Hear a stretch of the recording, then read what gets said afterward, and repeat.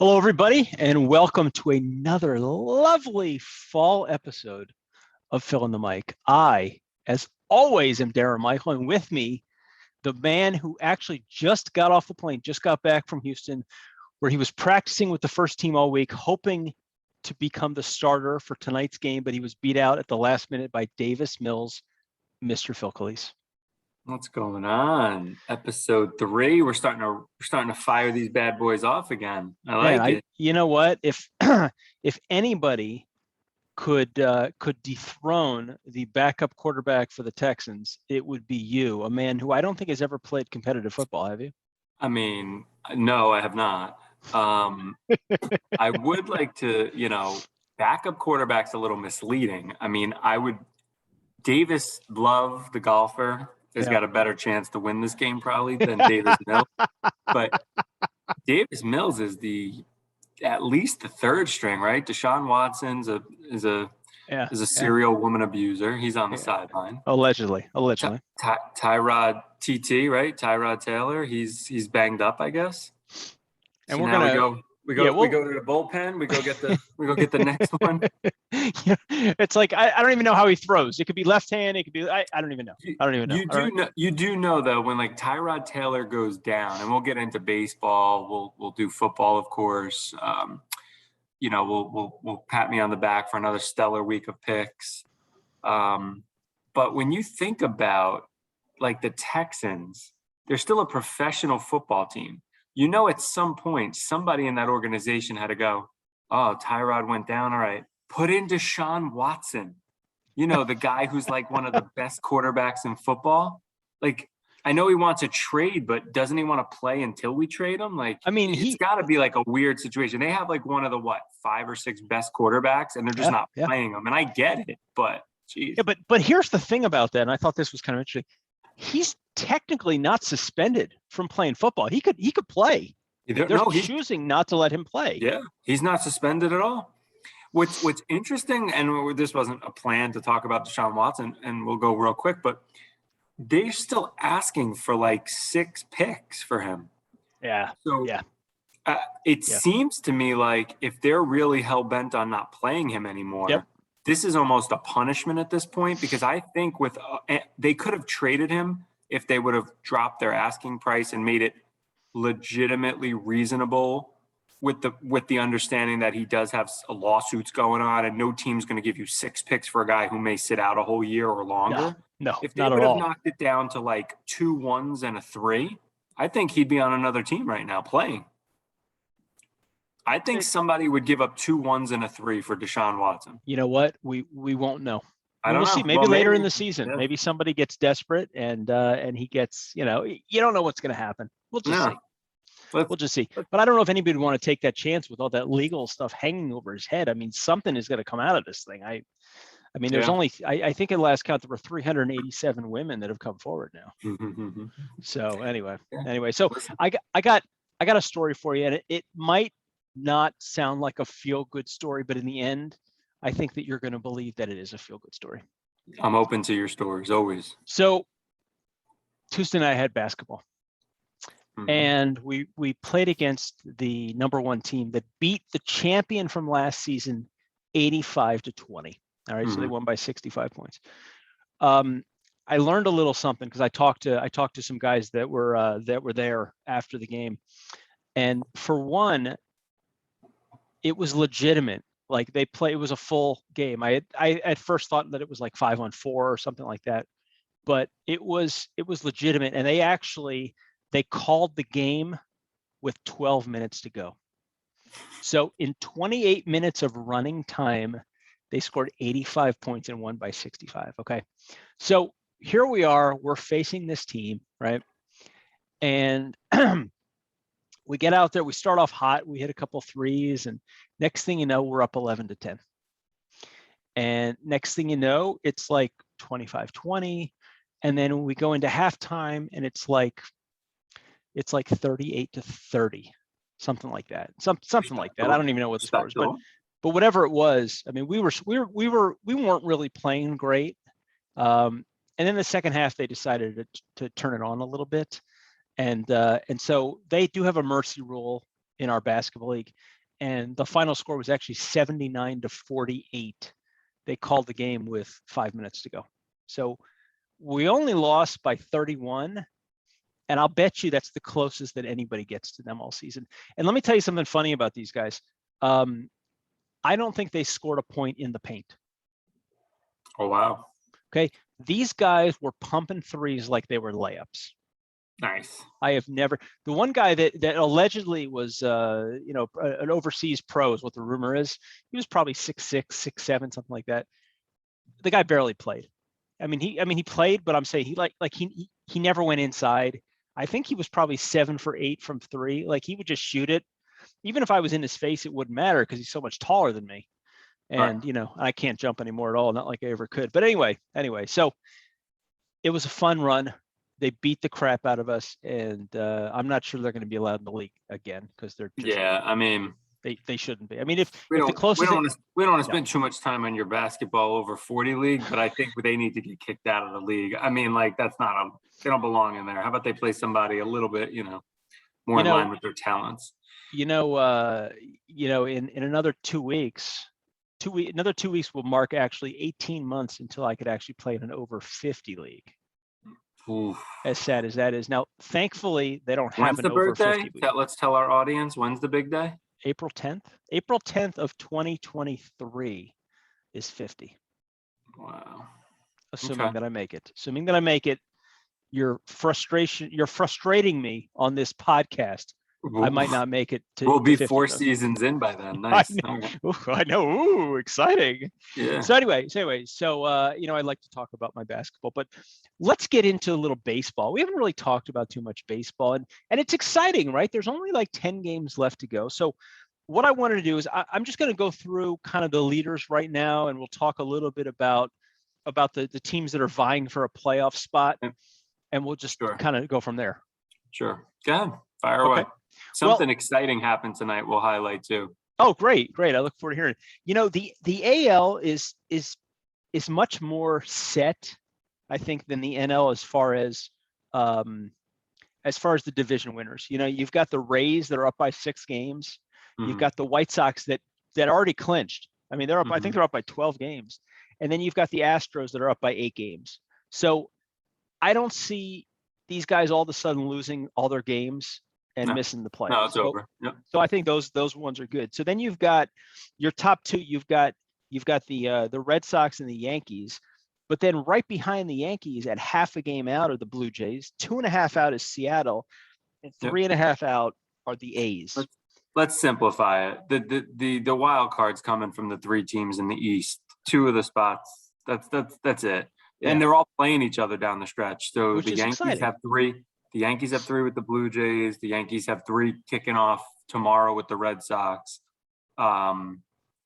This is it. It's coming down to those 3 teams. As much as I think, Oakland, Seattle actually is hanging in and what have you, it's coming down to those 3 teams. So it's exciting. We touched on it last week. I think you can't go wrong with any of the kids on the Blue Jays are an exciting offense. Very good. Very good. The Yankees. The Red Sox are kind of an interesting story just in that they weren't expected to be very good this year. Yep. And I would argue, and I have argued all year, that their pitching staff is awful. There's nothing that excites you. That pitching staff is pretty damn bad. And now Chris Sale has just come back. Obviously, he's 5-0, and he's given him a shot in the arm. And so a rotation with Chris Sale in a postseason is always a little more dangerous. But just in general, I don't know how they got through 150 games this year with that rotation because it didn't include Sale for most of the year. And even their pen's not very good. So they've obviously scored a ton of runs. Yep. And they've gotten just enough pitching to win. So they're kind of a nice underdog story this year. So I think it'll be fun. But, you can't get better than 3 teams in the same division fighting for 2 wild card spots. That should be, and they all have to still play each other. So that's as good as it gets.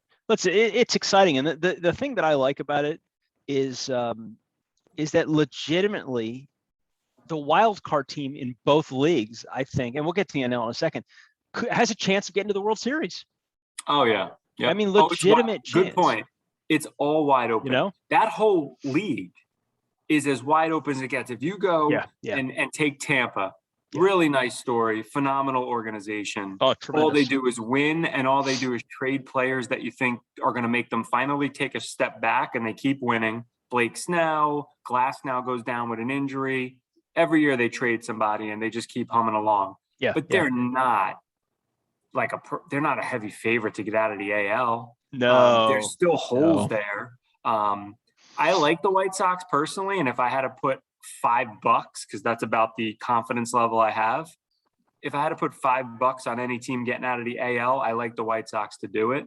I just think the combination of their bullpen is deep, and I think they have some winning players, and I think they got a nice balance of power and speed. The Astros, again, we know they can get there. We know they're battle tested. Yeah. Oh yeah. They're dangerous. They're certainly dangerous. And then any of the three teams in the AL East, I think the wild card teams could do it. So I really think it's as wide open as I'd make the White Sox a tiny favorite, but I think it's close. I really think it's.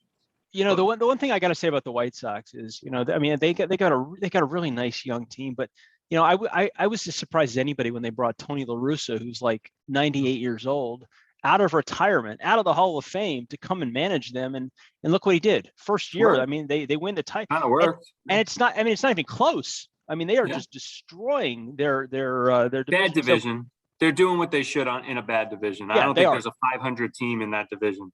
I think that's a bad. You're right. Bad division. You're right. But I'm definitely impressed. Let's switch over to the NL a little more, because I think this one is a little bit tighter, because you don't necessarily have all three of your division winners picked out. I mean, in the NL East, you've got Atlanta that's 3 up on the Phillies. The Brewers, I think, have clinched. They're 7.5 games above the Cardinals. Mm-hmm. And then you've got San Fran with their 99 wins is 2 games above the Dodgers. So hold on. There's a couple races there, right? Real time, it's down to a game. It is. Late, the Giants actually, that was what I was alluding to before. The Dodgers made a comeback. I think somebody hit a home run in the 9th, forced extra innings. They came back and won. And the Giants blew a lead late, I believe, to the Padres and lost in extra innings.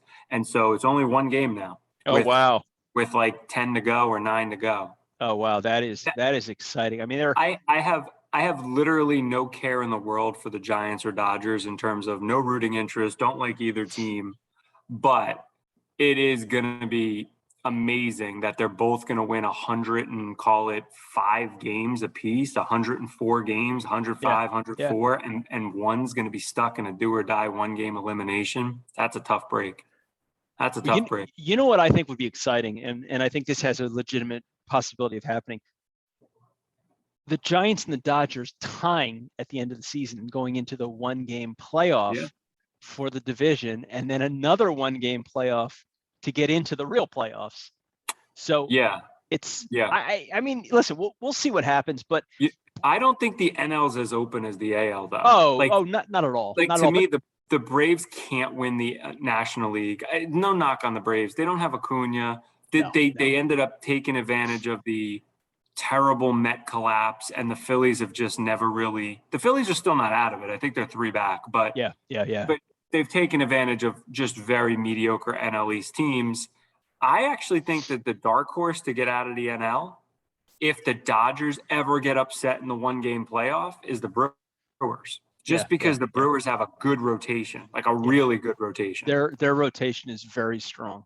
And they get to beat the Braves, while the Dodgers, right, get to get, even if they survive the 1-game play-in against the Cardinals, who are red hot. I think the Cardinals have won a dozen in a row. They are just, and it's funny to think about that when you look at the wild card race. You got LA, who's firmly in the wild card lead right now.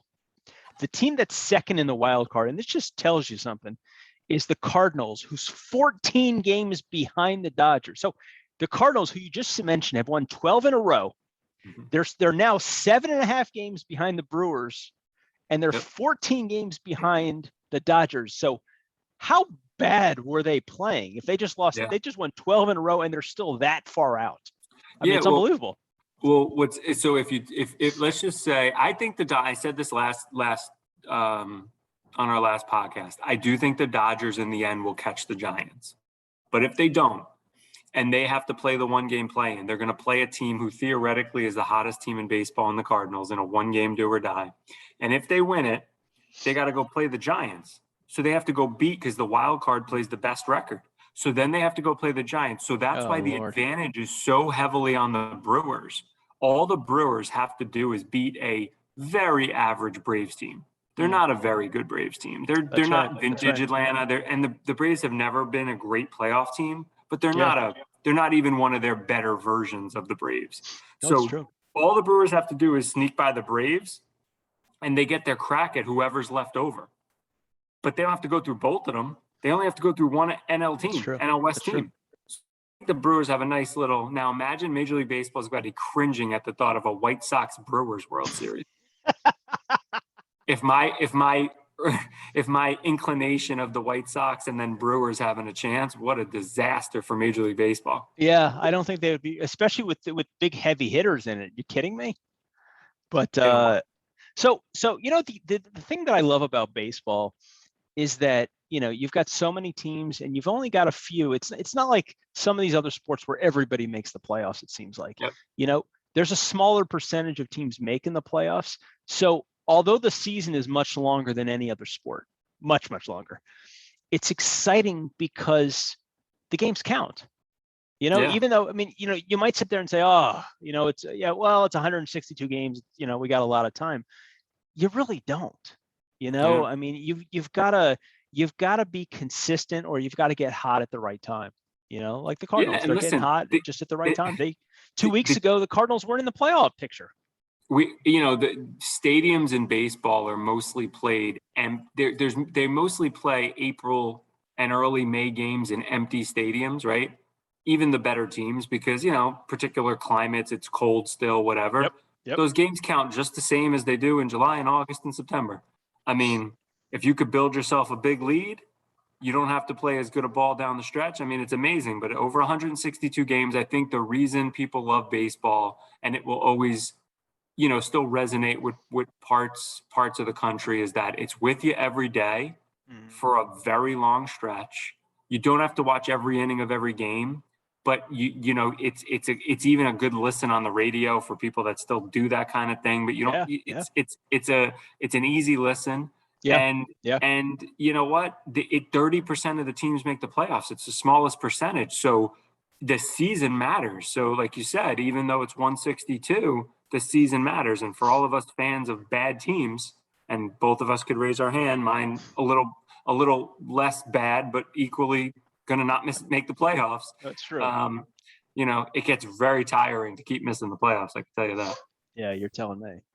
That's all right. We won the World Series. It'll be 40 years in a couple of years. But anyway, it's not important. I want, the one thing that I thought was really interesting is, when you look at some of these teams that played well all season, like the Dodgers and the Red Sox, I'm going to take them as an example, and they both played really well all season. But look what happens at the end of the season. The Red Sox get back Chris Sale. I know you talked about him. He is 5-0. He's made 5 starts. He's made 7 starts. He's 5-0 with a 2.5 ERA. Now we talk about Scherzer. They needed to trade they wanted to trade for another arm, so they got him. This is what Scherzer has done since going to LA. Okay, he's pitched in 9 games. The team is he's pitched in 10 games now. I'm sorry. The team is 10-0 in his starts. He's 7-0 with a .78 ERA. 79 strikeouts to 7 walks and a .65 whip. Okay, that's what this guy has done. I mean, it's absurd. And he's gone from a guy that was not considered to be the Cy Young frontrunner. Buehler from the Dodgers, his teammate, was the guy that's supposed to run away with this thing. And all of a sudden, he is, in my opinion, he's overtaken Buehler. His stats are better across the board. And it looks like he's going to win his 4th Cy Young. But I wanted to ask you a question. Here's a guy, he's an 8-time All-Star. He's a 3-time Cy Young winner without this season, and he's got 3,000 strikeouts. If he retires today, is he a first ballot Hall of Famer? Yeah. Oh, yeah. I think he goes in with like 95% of the vote. You think he gets that much vote? Yeah. Okay.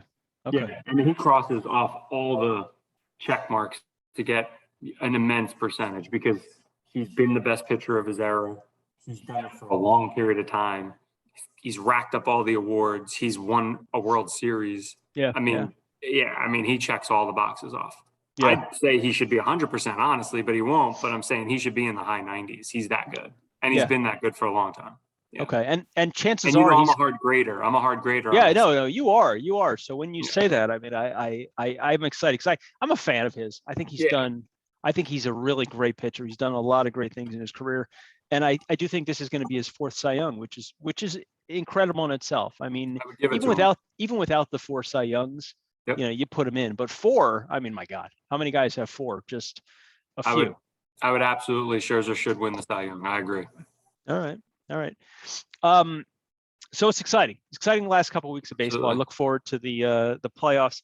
Let's get into a little college football real quick before we get into we'll go quick with college football. Yeah. A couple things. I just wanted to talk about a couple 3 observations that I made from last week. And the first one is it turns out Alabama is probably not unbeatable. They played what I would consider to be a very average Florida team. Florida had 245 yards rushing and 4 touchdowns. That's not what you put up against that Alabama defense. I'm sorry. And I know they don't play very often. But do you agree with that? I mean, do you think that Florida has shown that, that other teams are going to play Alabama and say, wow, we can beat these guys? So I've made the mistake a couple of times over the last, 15 years of Alabama domination of thinking they're not quite as good. What I think ends up happening with Alabama when they have an exceedingly heavy draft year, right, where they just lose just a lot of top guys because we know they don't rebuild, they reload. I think some seasons they have to get into their season and it takes a little longer for them to dominate. Yeah. I mean, I think they're different. I think this Alabama team is a little bit more like, I know the stats you just gave would say this isn't true, but from all accounts, I think Alabama's defense is better this year than how lately they've just dominated with their offense. Just, Heisman winning receivers and just stud running backs and quarterbacks that the last 2 years have went, the last 2 quarterbacks they've had, the last 3 quarterbacks they've had have been NFL quarterbacks. Yeah. Even if you count Jalen Hurts before he left and transferred to, and obviously Mac Jones. So I think they're going to do it differently this year. And if I'm right, and they are leaning more on defense, they may, just like old Alabama teams from years ago, they don't blow people out as much, those old teams, because they do it more with a suffocating defense and just enough offense. I don't know what they are yet. I do think, to your point, it's a little bit more open than it has been. They don't look like they're just an impossible situation, like even last year's team that had 14 NFL players on their 22-man starting lineup. I don't think it's that good. So they're a peg off that. Saban must be going, how am I going to win with 10 NFL players? I don't have 14. Poor guy. I feel so bad for him, I don't have 6 first-round picks. I mean, I only have 4. What are we going to do? So. Well, I think what it is I think we're so used to watching Alabama just destroy everybody, but not only destroy them, but have their offense just score at will. They needed points, offense. Okay, let's just throw a couple passes and we're in the end zone. And we're not seeing that this year. And you also got a brand new quarterback too. So it's I mean, I like it because I think the competitive landscape of college football environment right now is better than it's been in a while. What's interesting is the teams that are usually just a slight peg below Alabama are probably kicking themselves because this is not their year. Yep. To me, Oklahoma is not even vintage Oklahoma, which is to say still overrated, but like at least a really high juggernaut offense. I don't think they're that. They've struggled all year. Ohio State's already lost and looks terrible. So, and Clemson looks awful. So the three teams that usually would vie with Alabama to maybe have a chance, they don't look like they're vintage either. No. So yes, it opens it up for other teams, but who? Georgia, I mean, is the team. Like, honestly, that's the team. They're looking If like Georgia doesn't win it this year, they're never winning it. So more to come. It definitely looks like it. It definitely looks like it. We'll just see. We'll see how it all plays out. It's funny because I know you're a big Notre Dame fan, and you just can't catch a break as a Notre Dame fan. You guys have a nice win last week against finally a good opponent, not great, but a good opponent, one that would definitely enable you guys to move up a little bit. And what happens? The top 10, every team wins, which that doesn't happen very often. The only team that loses is the number 11 team, which lost to the number 1 team, so they didn't move back either. And Notre Dame stayed at 12. Yeah, I don't. So it's a good segue to probably the best game of college football this week is Notre Dame, Wisconsin. Yeah, definitely is. Notre Dame will have listen, I don't think this is vintage Notre Dame for whatever that means. So they'll have their chance. I think I heard somebody say this, like, this is Notre Dame's show up game. Like they either show that the first 3 weeks where they didn't look that great is just them building towards this game, or they get beaten this game and they're really not a very good team. And that's just the way it is. I think there's two things that are interesting about this game. First of all, Notre Dame and Wisconsin don't play each other very often, even though they're in the Midwest together. They are playing at Soldier Field, so they're playing in a neutral site, which I just read this. Soldier Field's almost exactly the halfway point between Madison, Wisconsin, and South Bend, Indiana. Interesting. It's like they're almost identical, couple hours apart in the middle between the two schools. Okay. And then in like 4 years, because of COVID, they have a rematch in Lambeau. So they're playing it. Oh, wow. They're playing it in Lambeau against Wisconsin in like 3 or 4 years. But interesting. I think because it's a terrible slate of college football, this is like one of the few games that has got a little juice to it. I think even in terms of like the stadium is going to look like a bowl game because they got 50% of the tickets given to each school. So it should be cool. It should be a fun game. I don't know what Notre Dame is, and I know what Wisconsin is because they're the same every year. They have an incredible running game. You don't usually score a ton on them. Nope, they play that Midwestern physical style of football. And for people that don't realize this, Wisconsin's 6.5 points favored in this game, which may seem kind of odd because they're 1-1. Everybody's banking, and clearly Vegas is. Penn State looks really good. Penn State's had some nice wins. Penn State beat Wisconsin by 6 in Wisconsin, but Wisconsin had the ball for like 40 of the 60 minutes, had 3 turnovers to 0. Oh, wow. And really should have won the game. Out every statistic, they owned Penn State, but they had 3 turnovers and it cost them the game. So I think the odds makers and the money line and stuff is all gearing towards Wisconsin because it's more based on Penn State looks really good. So it looks like, wow, Wisconsin might actually be really good. They just had a bad breaks in the other game. Yeah, it makes sense. We'll see. I mean, they're 6.5 points favored. So this is one of those games. If I wasn't a Notre Dame fan, I'd probably love Wisconsin because I'd be like, because I'd use my Phil's rules for fools. The spread doesn't make sense. Yeah. So I'm going to go with the sharp money, the smart guys. We'll see. I can't do it because I'm a Notre Dame fan. So. No, it's a tough game to bet on. To bet on. I mean, the game can go either way. But I wanted to use this next stat to kind of segue into what we want to talk about also. But last week, University of Michigan played Northern Illinois, and they scored 8 rushing touchdowns in a blowout. All right. So this brings me to kind of one of the things that I really want to talk about. I know we talk about this all the time, and it's when you got the great school, the great ranked school that plays the cupcake. And we keep asking ourselves, why do they do this? And there's 2 games that actually caught my attention this week. And the one is Southern Miss at Alabama, and Alabama's favored by 45.5 points. Okay. The other game, Ohio State versus Akron, and Ohio State's favored by 49.5 points. But breaking news. The Ohio State starting quarterback is out of the game, and one of 2 guys is going to be taking the snaps Neither has ever thrown a collegiate pass. All right. So you hear that? It's like breaking news. Oh my God. So the spread, because of that news, went from 49.5. It dropped all the way down to 48.5. All right. So Interesting.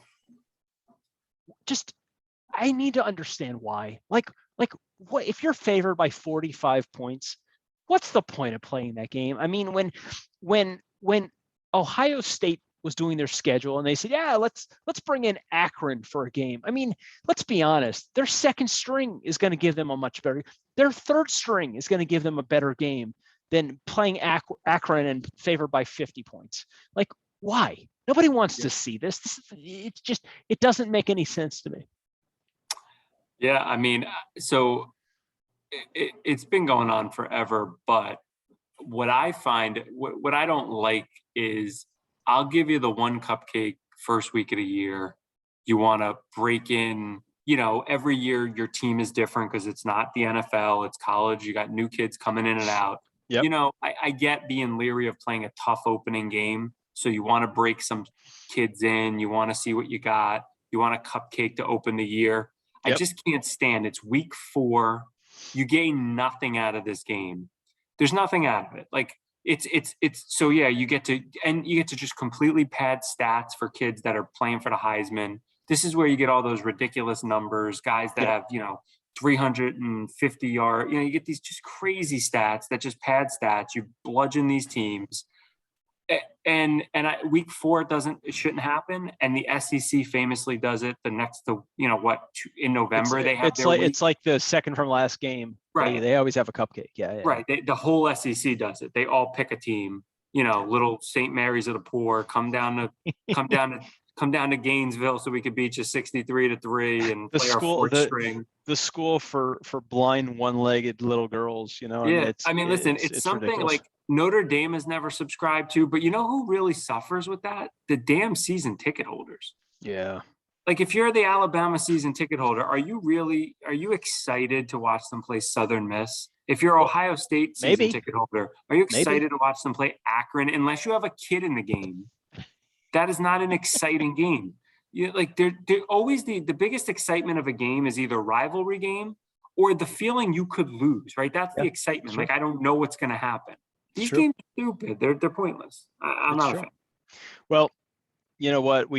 I'm sure we'll have plenty more opportunities to talk about it. I mean, neither of us like it. I don't know why they do it, but let's get on to a little NFL. Let's go with, before we get into my 5 questions of the week for you, let's talk about the fill up your bank account performance from last week. Now, just a reminder to everybody, here's the games that Phil picked. Cardinals 3.5 versus Minnesota. Dallas getting 3.5 versus San Diego. And his lock of the week, Buffalo getting 3.5 or giving 3.5 versus Miami. Okay. Now, week 1, you went 3-0. How'd you do this week, Phil? This week, not as good. 2-1. Okay. 2-1. The Cardinals let me down. They won an ugly shootout with the Vikings. I was off on that game. Yeah. But my lock, if you were given 3.5, you had a comfy, tidy 32-point cover. So I'm very proud to. Another one where when you bet the mortgage after the first quarter, you didn't have to worry about losing the house. That's right, man. You sit back, take a sip of your margarita, and thank me. So for all of you that took the bills, you're welcome. Your welcome. Ultimate lock. Your ultimate locks are. I mean, it's only 2 games into the season, but man, you're 5-1. You've got 2-0 in the ultimate locks. I can't wait to hear. We're gonna hear about it a little bit later. But congratulations on another great week. Listen, if we ever get one of these podcasts to truly go viral, I'm waiting for Vegas to call me up and tell me I got a gig at the Wynn or at the at Caesars. Bring in old Philly. That's right. Old handicapper Phil Calise. I love it. I could have walked in the room and said, "Hey fellas, you're off 32 points on the Buffalo spread. Tick this bad boy up 5 touchdowns." I'm thinking they're going to win by 5 touchdowns, but it's just me. That's just me. So our 5 questions for the week. All right. You ready for this? I'm ready. Fire away. We've not reviewed these questions, so I'm going to get your honest feedback on these Our All right. audience knows we do no prep. Don't worry. I know. Yeah. What are you talking about? I make my notes. Question number one. The Ravens beat the Chiefs by 1 point. What was it? 36-35, I guess. Yep. Are the Ravens legit? Are the Ravens legit? I was a little down on the Chiefs. Yep. Be that as it may, they fumbled going in to win the game where they would have kicked a field goal. So even at that, they should have won the game. Yep. The Ravens are dangerous. I mean, here's the thing. Lamar Jackson has to stay healthy. Yep. And they're going to do everything they can to leverage his best talent, which is his legs. Yeah. He's just got to stay healthy. I mean, he's not a big guy. No, he's got to stay healthy. Like, he's a freak athlete, but he's got to stay healthy. He's not a great passer. I don't think they're a great team, but I think anytime you have the best athlete, okay, this includes Mahomes, by the way, the best quarterback athletically is Lamar Jackson. Yeah. And every time he's on the field, he's like Tyreek Hill at quarterback. He has a chance to destroy a game. And so they're dangerous. They are a dangerous team. I don't love them, but they can beat anybody on any given Sunday because of him. And the Chiefs will still win the Super Bowl. I just, it was just, I thought it was just an ugly game all around. I mean, there was it was not exactly a defensive struggle, but the one thing that we always have to remember, the Ravens they play well at home. They always do. And I'm not going to say they win every time at home, but they're always playing. It's always a close game when they're at home. Always. Listen, they're a great franchise, and that game meant more to them. They've lost to the Chiefs. Lamar Jackson's never beaten the Chiefs. That's true. And he played a great second half, and they won the game. So kudos to them. They won week 2 after being 0-1. They needed it, and they got it. That's right. So it all worked out. Question number 2. 2 games into the Tampa Bay Buccaneers season, they won 48-25 over a really, really uncompetitive Falcons team. My question is, with Brady, who had 5 touchdowns in this game, has 9 so far in 2 games, and Gronk, another 2 touchdowns. He's got 4 thus far in 2 seasons. What will a full, healthy season look like for these 2 guys this year? What are your thoughts? So Brady's on pace for 59 touchdowns, and Gronk's going to catch 31 touchdowns. So I don't know. I've given up on ever downing Brady or him. I have no idea, man. They're going to cut them open. They're going to be 63 and 52, and they're going to find that they're little bots. They're not even people. They're androids. They're like androids. I have no idea. I don't know, man. Why aren't we all buying the TB12 diet, though? That's the real question. Seriously, we should all be living like that. It's interesting because, in 2011, Gronk had his career high, which was 17 touchdowns. And in 2007, Brady had his career high, which is 50 touchdowns. And we all know that last year, Brady had his second best performance as far as touchdowns. He passed for 40 touchdowns. So, I mean, could you imagine if Gronk, who was out of the game, he retired, came back, imagine if let's say he scores 20 touchdowns this year. And then imagine if Brady throws another 50 touchdowns at age 44. I mean, it's like superhuman. It makes no sense. Well, one thing, and I'm not, God knows I'm not a Brady guy being a Jet fan all these years, but honestly, like, imagine if Brady didn't play half his whole career in Foxborough. I mean, that is a tough place to play. Yeah. I mean, he played in some brutally cold, snowy games, nasty weather. I mean, that was not optimal conditions like his rival, Mr. Peyton Manning, who was playing at least half of all of his games in a dome. Yeah. So imagine what Brady would have done with, 80 more warm weather games. So it's crazy to think, but he's in optimal conditions right now. Yeah. Perfect for being older, but optimal. So he may smash all his records. Who the heck knows? I think Gronk won't break 17 because I think Gronk will end up missing games. He'll get hurt. I think so.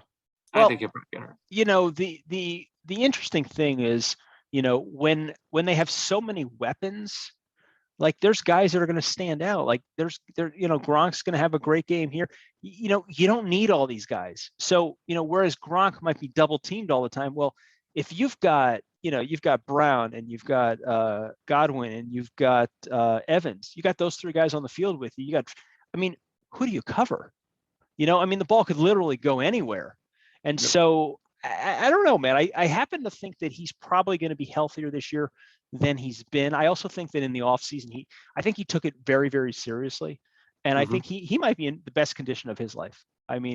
Tom probably said, listen, man, no more partying, put your shirt back on. Let's go. No more drinking. Let's do it. So, and when Brady tells you to do something, as far as I've heard, everybody just says, okay.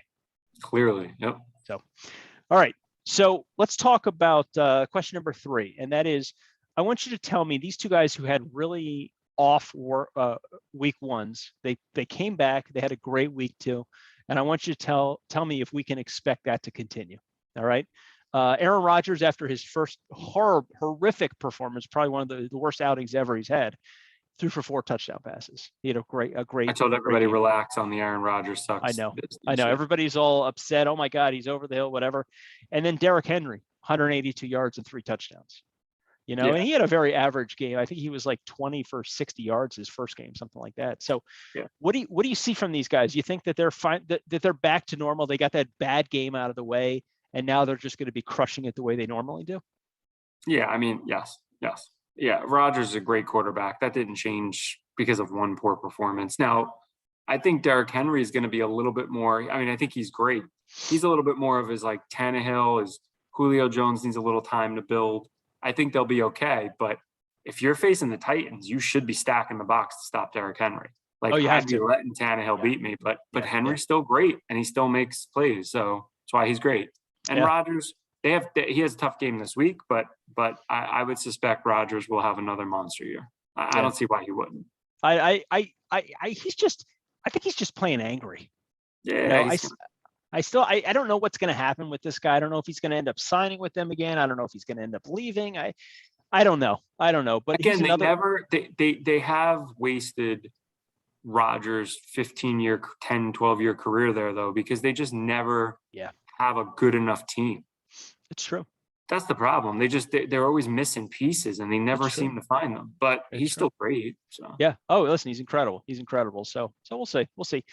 Question number 4. And that is 3 big injuries. And I want you to tell me this week how that's going to affect these teams. All right. We've got Tua, and I know you're surprised because every time he gets tackled, he breaks a bone. I guess he's got fractures of his ribs, which I didn't see coming. And so you've got Jacoby Brissett, ex-Gator, playing for him. Oof. Then in Chicago, Andy Dalton is hurt. So Justin Fields will be taking his first NFL start, which is exciting. And then as we talked about before, tonight's game, the Houston Texans, they lost Taylor. And so Davis Mills is going to be playing. Now, do you know anything about Davis Mills besides the fact that he's a quarterback? I know he was the quarterback at Stanford. He played at Stanford. He was a 3rd-round draft pick. That's about all that I know. That's about it. So I know he's probably very smart. He's a cerebral quarterback because he went to Stanford. Oh, there's no doubt. There's no doubt. And I know he was well coached because they got a good coaching staff there. And that's all I know about Davis Mills. That's about it. So which one of these teams do you think is going to be most negatively impacted by the loss of their starting quarterback? I got to tell you, I don't think any of the 3 is dramatic. Okay. Tua stinks. You know how I feel about him. The Dolphins may get an uptick because of that. I flat out think the Bears will be better with Justin Fields. I think that's actually going to be a situation where Dalton never starts again. You think that's it? He's done. Yeah, that's it. And I think, listen, Davis Mills, Tyrod Taylor, the Texans aren't very good. So I don't think it means much. I actually think Davis Mills is fine. I don't think it'll be a big deal. So I don't think any of those 3 is that big a deal. The Dolphins is probably the worst impacted just because the Brisket man, Jacoby Brisket, I don't know about, whatever. But I'm not a Tua guy. I don't think he's very good. I know. I love me some Brisket. I don't think any of those 3 are dramatic, and I think the Bears will get a pop. They'll get a benefit with that. So. Yeah. Well, we'll see. And question number 5. of these 4 undefeated teams, who do you think has the best chance of keeping it going? And that is the Panthers, the Browns, the Cardinals, or the surprising Raiders. Did you not say the Bucks? No. I'm just saying of these 4. Of these 4. I'm not saying of all the undefeated, because I mean the Bucks. Browns, come on. Browns. You're liking the Browns? I mean, I told you the Browns were going to win the division this year. Yeah, you did. You did say it. I think the Browns are good. I think they're the best team in that division. With no, and not a knock on the Steelers or Ravens. I think all 3 are good. I think the Browns are a touch better. I think they're a more all-around team. Yeah. And I think and the Browns are dealing with some injuries. No Landry now. OBJ, you down with OBJ? He's not.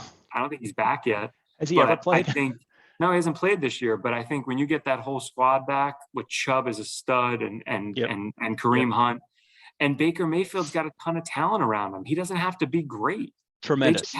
They got the edge rushers now. They have what's his face, Myles Garrett and Jadeveon Clowney off both edges.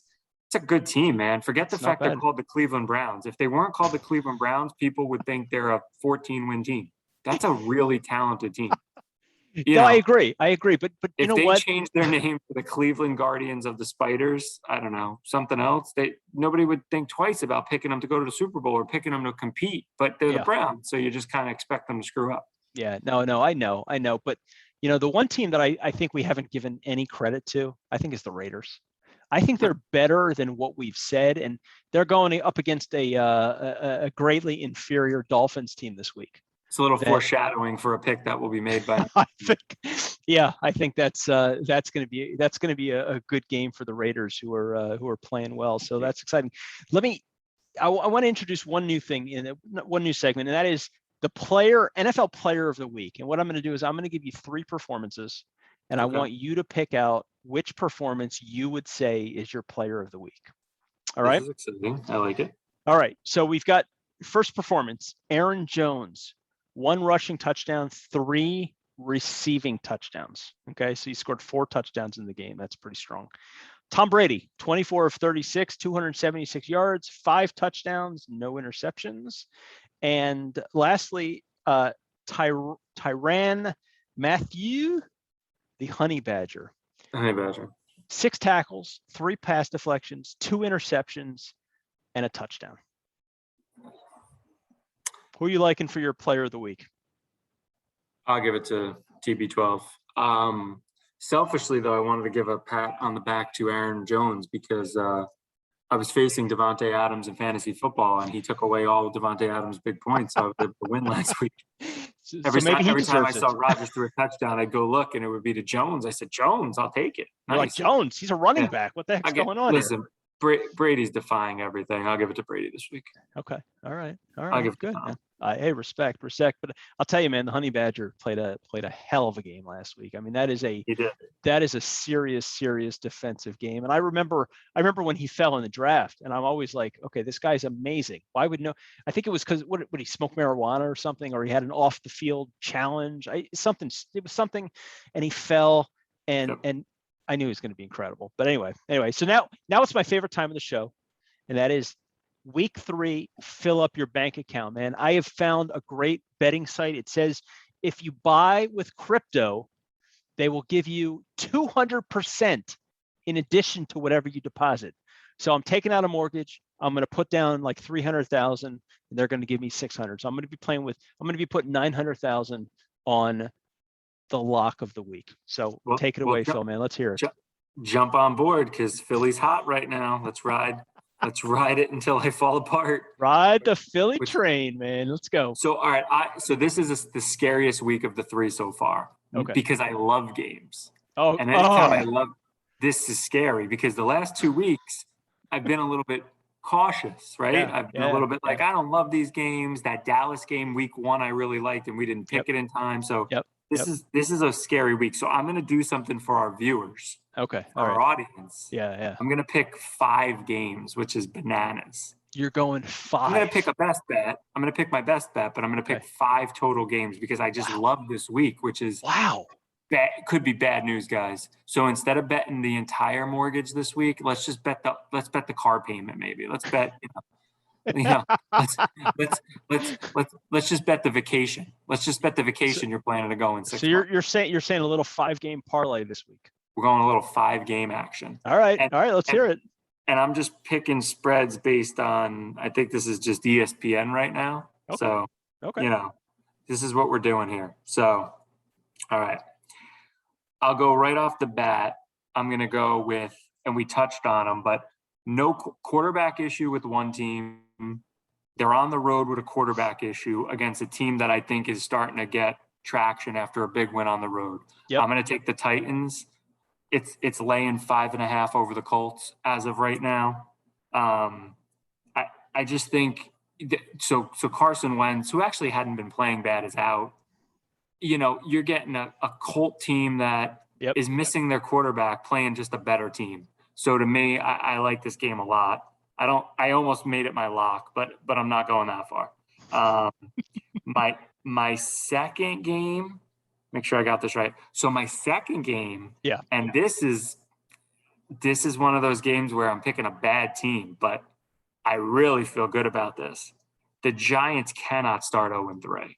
They absolutely cannot start 0-3. They should have won week 2 against the Washington, can't call them Redskins, Washington football team. They're going to beat the Falcons. They're going to get pressure on Ryan. They're going to score on the Falcons like crazy. Barkley's been kind of just not really hitting full steam. I think he will this week. It's a home game. I just don't like the Falcons at all. I think the Giants will win, and I actually think this will be a much more comfortable win than 3 points. So I like the Giants. You got Giants. Giants are given 3. Given three. Okay. So that's the first 2. Now I'm just going to get absolutely stupid because I shouldn't like all these games, but here we go. Baltimore laying 8 over the Lions. I just don't think the Lions are any good. I just think Lamar Jackson's going to put up a ton of points in that game. There's nothing I really like about the Lions, so I'm not worried about it being on the road. I like the Ravens giving 8. Wow. There's not a lot there. It's just a knock on the Lions mainly. I can't find it here. My phone's doing something screwy. Oh, okay. So now we're going to go. So I have the Titans, I have the Giants, I have the Ravens. Yep. I have this weird feeling. This could be, you know what? I'm going to stay away from it. I'm going to make a last minute switch. Let me go. That's going to be the games I take. And then here's my best bet. My best bet. So we're going 4 this week, not 5. 4. You had me teased for a second. I'll tease you with the game I was going to go with, but my lock is the Raiders over the Dolphins. They're only giving 4 points against a Dolphin team that just doesn't. They're just not good to me. Not. If the Dolphins don't beat the Pats by the 1 point week 1, if they're 0-2 without their starting quarterback going to Oakland, I think the spread's way bigger. They're going, to Vegas. If they're going to Vegas 0-2, I don't know why it's only 4 points. So to me, this is like lock central. So even though, but you know what? But even though, one of the things that you like to say is, if spreads are just out of whack, then you really got to pay attention to them.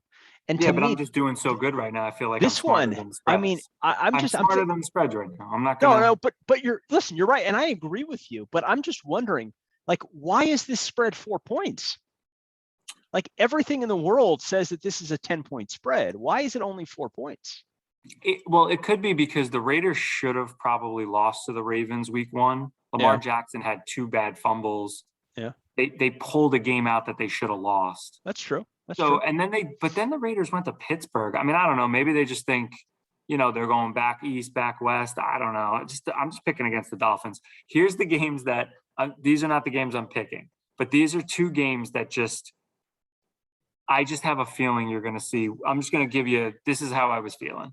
Okay. I think that the Vikings are going to upset the Seahawks in a game they have to win because they're 0-2. So that was going to be a game that I felt decent about. Yeah. And then just to blow your socks off, I think Tom Brady goes out to LA and loses to the Rams. Wow.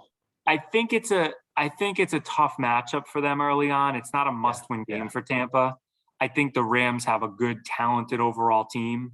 And you know what I don't like about Tampa right now? Obviously, their offense is incredible. They're not looking great on defense, and I think the Rams have a really good offense with Stafford. Yeah, I think the Bucs are going to give up some points in that game.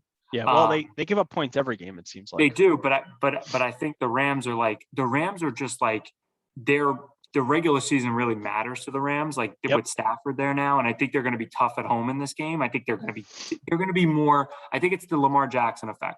Jackson wanted to beat the Chiefs more than I think Tampa is going to be motivated for this game, and I just think the Rams are more motivated and they're going to win the game.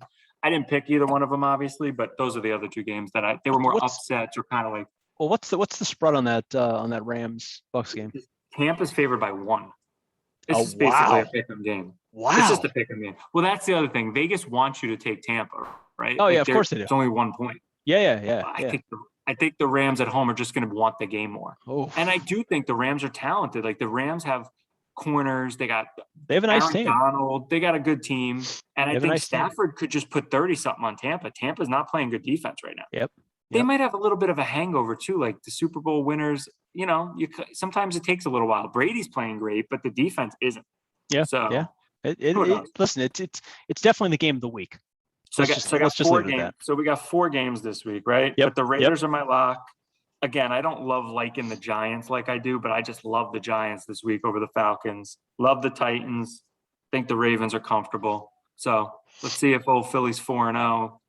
That would bring me to 9-1, 3-0 in locks. I'll be unbearable if that's the case. I want you to know. I'm putting money on on your lock this week. I have learned after I could have made a lot of money. Which also scares me that you like my lock so much. But I do like the lock. I know. I hate the fact that you like it so much. Oh, I do. You're a mush. I know. I don't like that. I know. I shouldn't have told you that because that's bad luck. Watch. I'm not changing it. It was my pick anyway. So they're going to lose 31-3. We'll see what happens. Chuck, you better not mess up the game for me. That's my lock. So before we go, I wanted to just talk about one thing, and that's women's basketball, WNBA. All right. Okay. Do you know who Brittany Griner is? Yeah, the old Baylor center who's like gigantic, and she used to dunk in games, I think. Right. She's 6'9". She's been in the league for I don't even know, a dozen years. It maybe even longer. I didn't realize she's been playing that long. Yeah, she's been playing for a while. Yeah. Okay. Last week she had her 23rd career dunk in a game. Okay. Oh. And to me, it's like, okay, she's 6'9". It can't be that difficult. But I guess women just can't jump quite as high as men. And 6'9", I mean, I guess hey, she dunks. But the interesting thing about that is she's got the WNBA has been around for 25 years. I think it's 25 years, and she's got 23 dunks. The rest of the WNBA in that time has 3 dunks. Really? She's got 23. Everybody else that's ever played in the WNBA in a game has 3 dunks. Interesting, right? And there's been some big women. There was a 7-footer that was playing. I know. And, I remember, so now I'm going back to going back in the archives. I know Lisa Leslie dunked. I think she might have been the first. She might. Yeah. I think she might have been the first. She was 6'5". That's the only one I got in my head. But I remember her. Lisa Leslie, I always thought she was incredible. She's a basketball Hall of Famer. I mean, obviously, but I remember when she was in high school, she scored 100 points in a game, and nice. And you might think that that's really impressive, and it is really impressive until you hear that the game was called at halftime. Okay, how do you score 100 points in one half? That's all I'm saying. But she did it, and that's ridiculous. So anyway. So good stuff, my man. Good stuff. Another great episode. I think we've got an uptick in viewers. So if you're enjoying the podcast season 2, it's even better than season 1. And we're just getting better every day. We're having fun. We're bringing you all kinds of great information. Plus money in your pocketbooks. People are just living for money that fill up your bank account. Phil's picks. Come on. That's right. So tell your friends, tell your neighbors, tell your family, tell your people that you like, tell people that you don't like. Let's get this thing bigger. Let's all start making some money off of Phil. He's got to make up for all the bad things that he's done to me. So that's why I'm putting money down. I'm not going to tell you how much unless I win. But I hope everybody enjoys the weekend, enjoy your football, and get excited about the end of the baseball season. And we'll look forward to seeing everybody next week. So thanks for tuning See in. you guys. So long.